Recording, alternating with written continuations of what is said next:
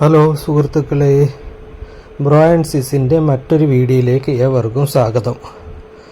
അപ്പോൾ bro and സിസിൻ്റെ channel തുടങ്ങിയിട്ട് 2 വർഷമായെങ്കിലും ഞാൻ പൊതുവെ ഇങ്ങനെയുള്ള വീഡിയോകളും കാര്യങ്ങളൊന്നും ചെയ്യാറില്ലായിരുന്നു. അപ്പോൾ ഈ അടുത്തിടെയാണ് ഞാൻ ഇങ്ങനെയുള്ള വീഡിയോയും കാര്യങ്ങളും ചെയ്തു തുടങ്ങിയത്. അപ്പോൾ ചെയ്തു തുടങ്ങിയതിന് ശേഷം നിങ്ങൾ ഏവരുടെയും സപ്പോർട്ട് വളരെ ലഭിക്കുന്നുണ്ട്. അപ്പോൾ ഇന്നത്തെ വീഡിയോ നമ്മൾ ഉദ്ദേശിക്കുന്നത് ഇന്നലെ ചെയ്ത പോലൊരു വീഡിയോ ആണ്.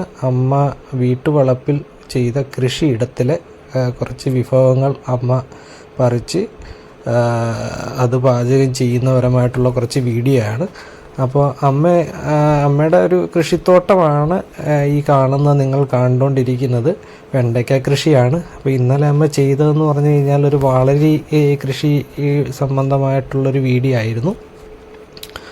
പുള്ളിക്കാരി വീട്ടിൽ വളരെ ഹാപ്പിയാണ്, വെറുതെ ഇരിക്കാറില്ല. പുള്ളി എപ്പോഴും ഇങ്ങനെ എന്തെങ്കിലുമൊക്കെ ചെയ്തുകൊണ്ട് ഇങ്ങനെ ഇരിക്കും അമ്മച്ചി. അപ്പോൾ ഇന്ന് പുള്ളിയുടെ വെണ്ടയ്ക്ക കൃഷിയിലെ വിളവെടുപ്പാണ് നടന്നുകൊണ്ടിരിക്കുന്നത്.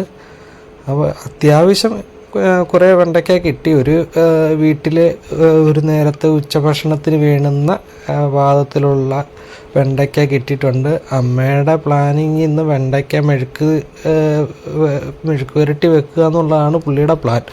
അപ്പോൾ എൻ്റെ ഒരു അഭിപ്രായത്തിൽ എല്ലാ വീട്ടിലും ഒരു പച്ചക്കൃഷി തോട്ടം അത്യാവശ്യം ഉണ്ടായിരിക്കണം എന്നുള്ളതാണ്.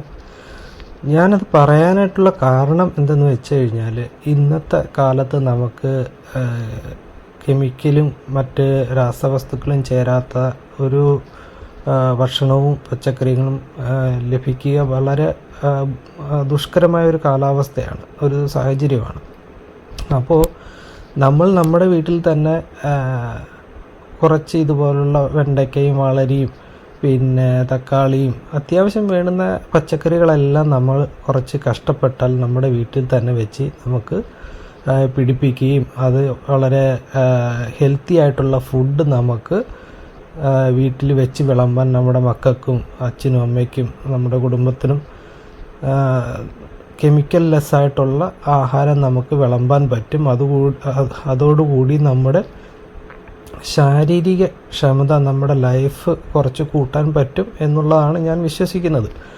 അപ്പോൾ ഇതിലെന്തെങ്കിലും അഭിപ്രായ വ്യത്യാസം ഉണ്ടെന്നുണ്ടെങ്കിൽ എല്ലാവരും ഒന്ന് കമൻറ്റ് ചെയ്യണം. ഓക്കെ, എൻ്റെ ഒരു അഭിപ്രായത്തിൽ നല്ല കമൻറ്റുകൾ മാത്രമേ വരൂ. എല്ലാവരും സപ്പോർട്ട് ചെയ്യും എന്ന് ഞാൻ വിശ്വസിക്കുന്നു.